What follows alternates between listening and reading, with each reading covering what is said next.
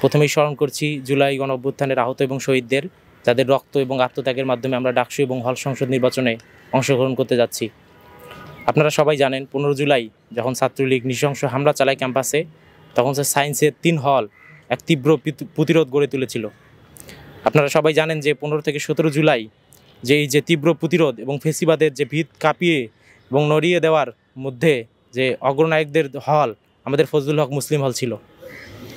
এবং আমরা আমাদের প্যানেল ঘোষণা করব আজকে, এবং আমাদের ডাকসু নির্বাচন 2025-এর ফজলুল হক মুসলিম হল সংসদে যারা নির্বাচনে অংশগ্রহণ করছেন তাদের মধ্যে থেকে আমরা একটি প্যানেল ঘোষণা করব, এবং আমাদের হল ফজলুল হক মুসলিম হলের নাম অনুসারে আমরা, এবং বাংলার বাগ শেরে বাংলা একে ফজলুল হকের নাম অনুসারে আমরা একটি প্যানেল ঘোষণা করব, এবং আমাদের প্যানেলের নাম হতে যাচ্ছে শেরে বাংলা শিক্ষার্থী ঐক্য।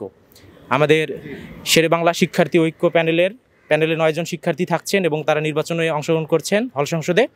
আমাদের প্যানেল ঘোষণা করবেন আমাদের প্যানেলের সহসভাপতি পদপ্রার্থী মেহেদী হাসান।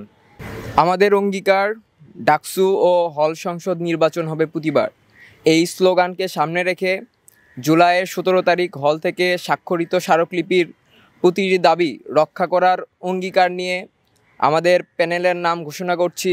আমাদের প্যানেলের নাম শেরে বাংলা শিক্ষার্থী ঐক্য, এবং আমাদের প্যানেলে যারা থাকছেন ভিপি সহসভাপতি পদপ্রার্থী মেহেদী হাসান, জিএস সাধারণ সম্পাদক পদপ্রার্থী মোহাম্মদ মারুফ হাসান, এজিএস সহ সাধারণ সম্পাদক পদপ্রার্থী রাব্বিকুল রিয়াদ, সমাজসেবা সম্পাদক হিসেবে থাকছেন মোহাম্মদ তরিকুল ইসলাম, সাহিত্য সম্পাদক হিসেবে থাকছেন মোহাম্মদ রওশন আলী, পাঠকক্ষ সম্পাদক হিসেবে থাকছেন মোহাম্মদ দেলোয়ার হোসেন, সাংস্কৃতিক সম্পাদক হিসেবে থাকছেন আসলাম হাবিব, অভ্যন্তরীণ ক্রিয়া সম্পাদক হিসেবে থাকছেন মোহাম্মদ জাবের আলী, বহিরাঙ্গন ক্রিয়া সম্পাদক হিসেবে থাকছেন মোহাম্মদ কাউসার পারভেজ শুভ। আমরা জুলাইয়ের 17 তারিখ হল থেকে স্বাক্ষরিত স্মারকলিপির প্রতিটি দাবি, তার মধ্যে অন্যতম দাবি ছিল হলকে ছাত্র রাজনীতি মুক্ত ঘোষণা করা।